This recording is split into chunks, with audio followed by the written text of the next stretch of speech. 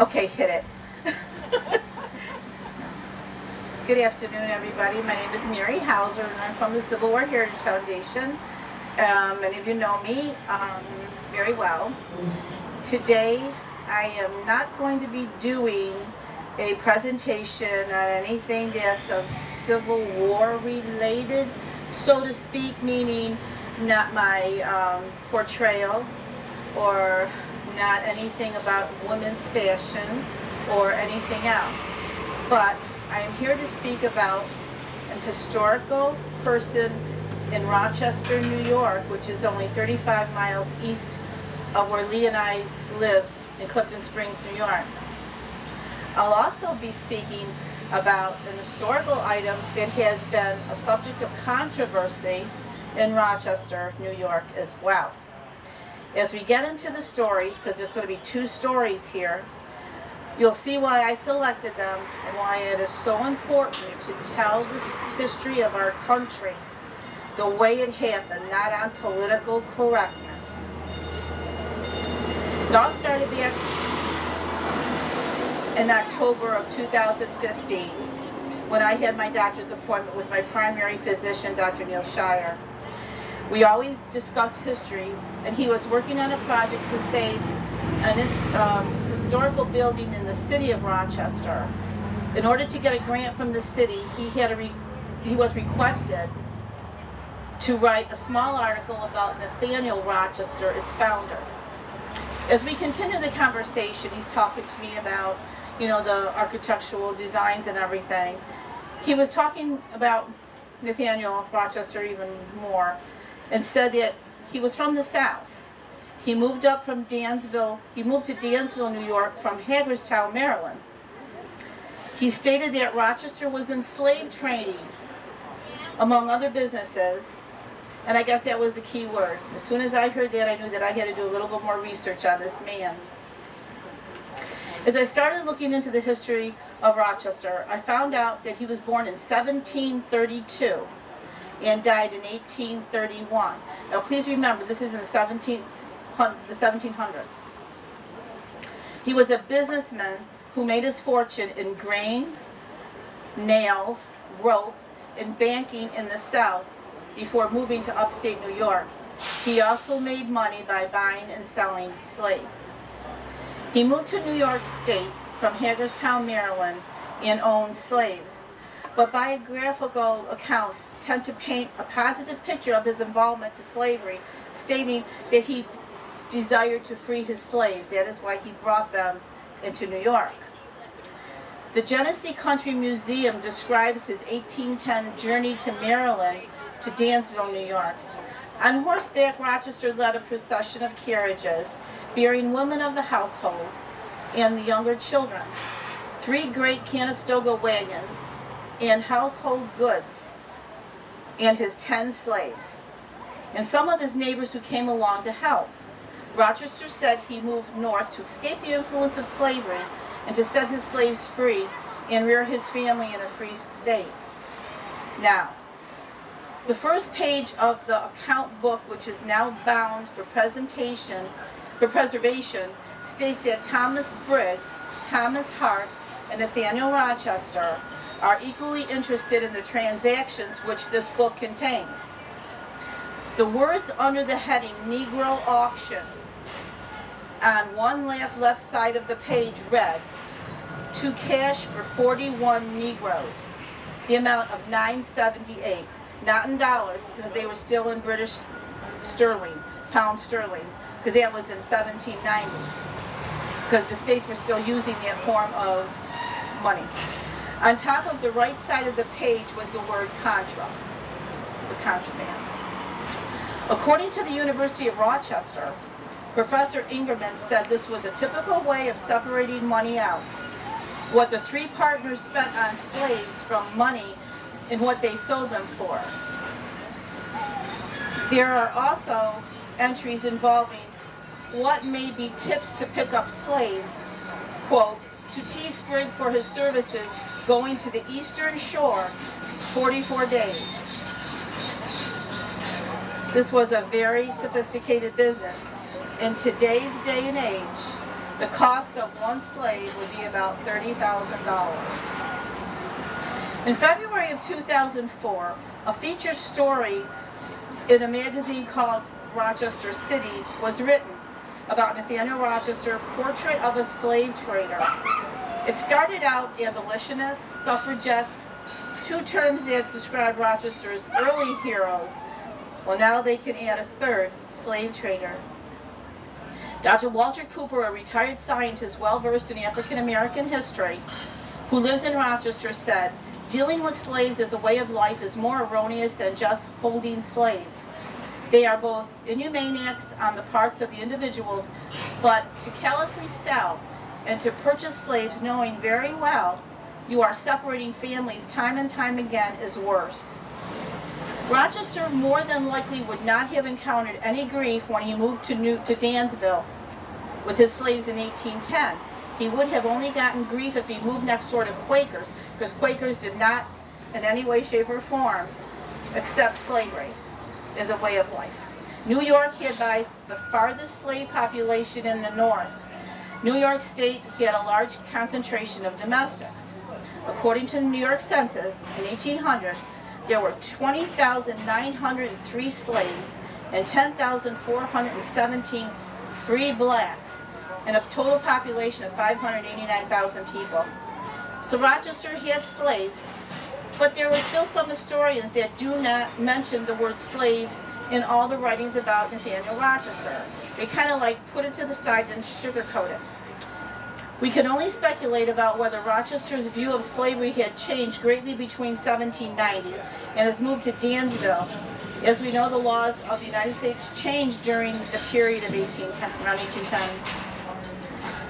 Two other items in the UR collection, University of Rochester collection, shed light on Rochester's relationship with his slaves. In January of 1811, according to another original document, Rochester freed two of his slaves, Benjamin, about 16 years old, and Cassandra was about 12 or 14.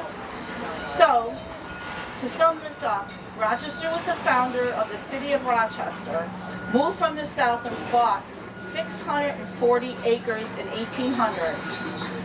In September of that year, he purchased land in Livingston County, New York, up the Genesee River. In 1802, he purchased the 100-acre Allen Mill tract in Fallstown, which is now Rochester. And in May of 1810, he moved from Hagerstown and settled near Dansville, New York, where he remained for 5 years building a paper mill. In 1815, he moved to Bloomfield, Ontario County, New York, and took up residence in Rochesterville, which was named after him. He served on a committee to petition the state to build the Erie Canal.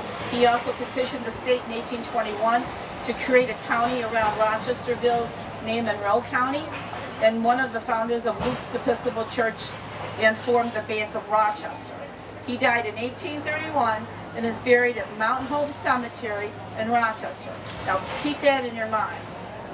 Now with that said, at the same time I was researching Nathaniel Rochester and the Rochester family, a story broke out in Rochester about an old carousel in Ontario Beach Park. It was under criticism because there is a controversial panel depicting racial characters of a giant rooster and a frightened child, and a second child peeking at the scene around a corner.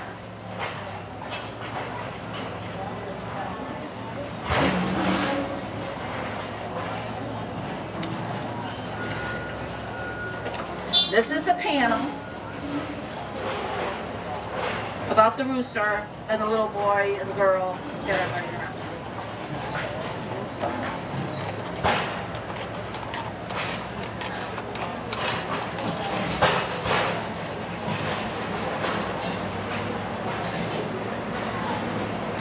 Critics say it's an example of racist picmini imagery, which often depicted black children with exaggerated features being menaced or harmed. The image also had drawn defenders who see nothing wrong with it, or argue that it is a piece of history that should be preserved, with the rest of the children's ride, which was built in 1905. The city has approved to remove the panel and create a replacement for it. The panel is expected to become part of the historic collection owned by the Rochester Museum and Science Center. However, the panel will likely travel to be shown elsewhere, depending on whether the community wants it to be displayed. Now, the Rochester Museum and Science Center will assist the panel's removal to ensure that it is handled and preserved appropriately. The temporary panel may need to be installed until a permanent placement is agreed upon. Where should it be shown? Well, as for where else it could be displayed, the Frederick Douglass Resource Center on King Street already has expressed interest. Another option might include schools or the Jim Crow Museum. Racist memorabilia in Big Rapids, Michigan, but that too will be up to the citizens to help decide this.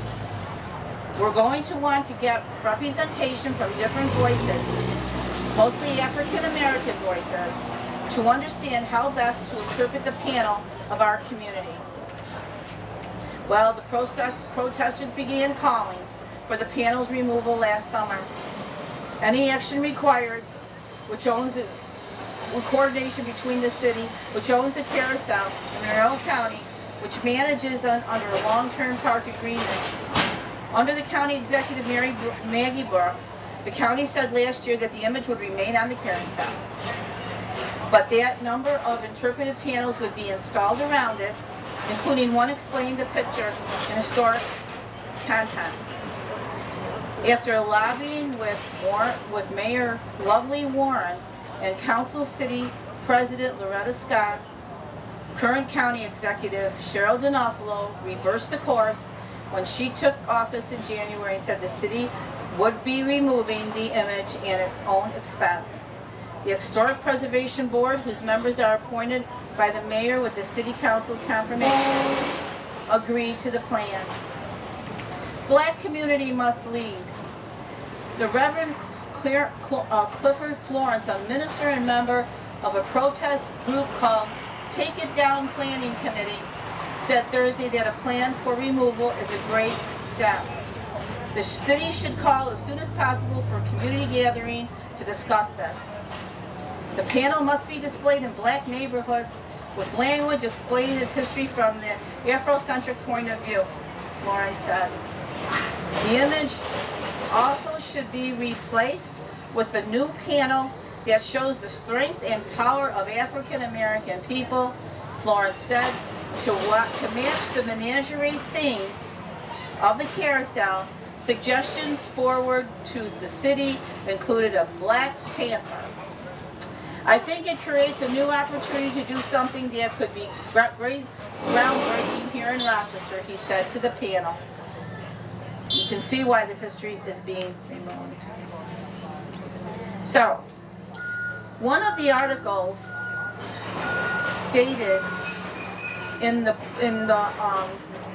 some of the research that I was doing was about a book that was published in 2009, and it was called, they called her Anna. The book came out for the 175th year of the founding of Rochester. So I went online and I was reading the book, and I said, this is silly. I can go to the library, I'm sure they have it, and I can purchase it. Well, I called the Central Library of Rochester, as that was where the book was published from, only to find that the book could not be found. So I called the Rochester Museum Library, and they said they had it, they just saw it, but they came back with, we're out of it. So they told me to call the Rochester City Library, and finally it appeared. The book happened to be in a closet. It was published years ago, and no one really wanted it or purchased it.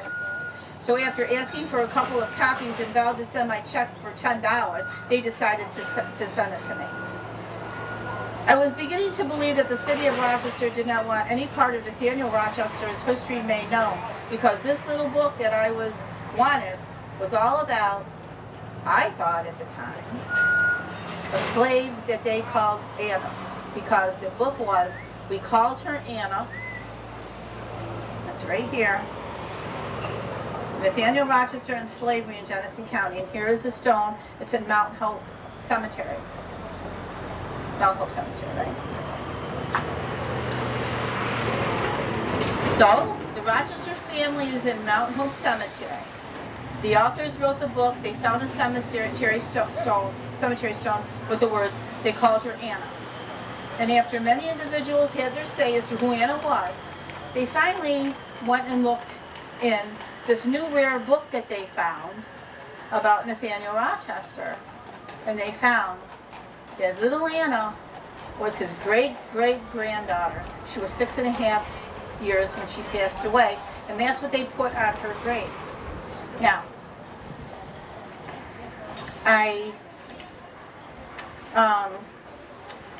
the panel, I'm going to close with this. A panel on an old carousel, of black children playing, an historic figure associated with slavery, but everybody doesn't want to mention the fact that he was. The Confederate flag being taken down from a building, public, whatever. An old song's words changed. Old children's books are being removed from the shelf. I can go on and on. By doing this, it does mean that history behind it, by doing this, does it mean history behind it never existed? Do we just slip it under the rug and ignore what happened? Do we wait hundreds of years until a rare book is found and someone has the tenacity to bring it to the attention of the people, regardless of what happened? Do we eliminate our history because of political correctness? Will we be strong enough to stand up for what we know is the history of the United States of America? History we have studied and taught, because all of us have done our research. There will always be days in history we wish we could black out and not remember, but they did happen and we cannot forget them. And as a lot of historians have said, if we do not, history will repeat itself. So, that is my little presentation today on history of someone who lived 35 miles away from us in the 1700s, where slavery at that time was had already been abolished in New York and in the United States. Because in if I go back to the thing here, this is a quick little timeline. 1768, the Quakers in Maryland, Nathaniel Rochester's home state, stopped buying and selling slaves. In 1783, Maryland prohibits the importation of slaves from Africa. In 1789, the Maryland Society promoting the abolition of slavery and the relief of free Negroes and other unlawful held in bondage is organized. In 1790, Rochester is trading slaves in Maryland. In 1794, Congress prohibits slave trade between the United States and foreign countries or foreign lands. 1800, Congress forbids United States citizens from having any interest in ships carrying slaves. And in 1808, the United States prohibits the importation of slaves. So, I didn't have to go far to find out that somebody, like I said, in our own backyard, was a slave trader, was a person that, he did a lot of other good things, don't get me wrong, but why do they cover it up? Why all of these years do they just, they sugarcoat something? Because we have grown as a country. We're afraid to say exactly what happened because we're always afraid we're going to offend somebody, or it's not the proper thing to say, or or we're doing something wrong. Well, I think it's time that everybody starts thinking about it and starts at least fight to have history saved in this country. And that's my presentation.